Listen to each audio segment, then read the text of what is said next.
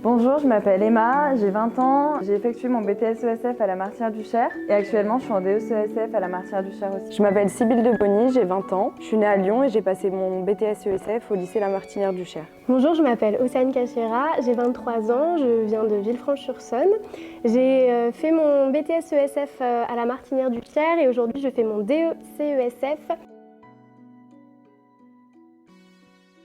J'ai fait un baccalauréat STMG et c'est vrai que c'était très intéressant, j'ai appris plein de choses, mais je me voyais pas dans l'avenir travailler dans des bureaux et ne pas être en contact avec les personnes comme on peut le faire dans le social. Ça collait avec mes traits de caractère, je suis une personne qui aime être en relation avec les autres. C'est un petit peu une vocation, je pense. Disons que pour moi c'était naturel en fait de me diriger sur cette voie-là de par mon expérience de vie et ma personnalité.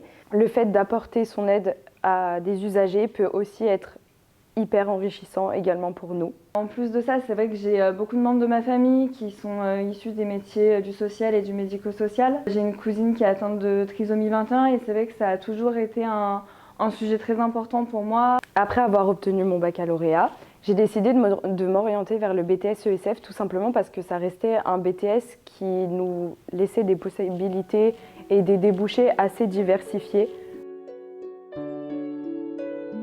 Alors c'est vrai que les matières enseignées sont assez variées puisqu'on étudie les domaines de la vie quotidienne.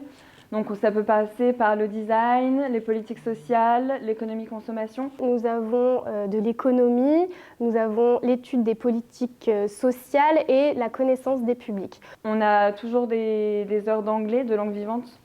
Nous allons avoir l'habitat-logement, alimentation, santé, hygiène, on va retrouver de la biologie, de l'alimentation. C'est des moments qui sont assez enrichissants dans le parcours de formation, puisque autant sur le plan professionnel que personnel, ça nous permet d'apprendre énormément. En première année de BTS, on a un stage qui dure 6 semaines que j'ai réalisé dans une association pour personnes malvoyantes. Et le second stage, c'est un stage de 7 semaines que j'ai réalisé en résidence autonomie pour personnes âgées autonomes. J'ai pu faire mon premier stage en régie de quartier et mon second stage en centre social. Les stages, c'est une façon de vraiment devenir autonome. Je ne regrette pas du tout le fait d'être allée en BTS ESF, surtout que j'ai poursuivi du coup avec la formation de DEC ESF pour devenir du coup conseillère en économie sociale et familiale. Et c'est super intéressant. De plus, les stages qu'on fait en troisième année sont beaucoup plus longs, il y en a 2.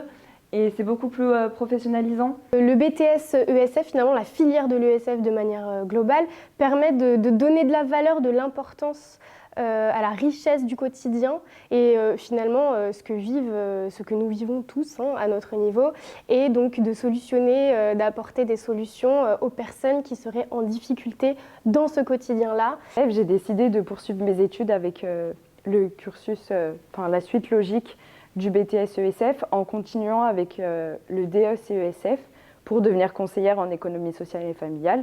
Et aujourd'hui, je ne regrette absolument pas ce choix puisque ça m'apporte beaucoup chaque jour. Donc aujourd'hui, je suis vraiment contente d'avoir fait les choix que j'ai faits, c'est-à-dire d'avoir fait mon BTS à la Martinière du Cher.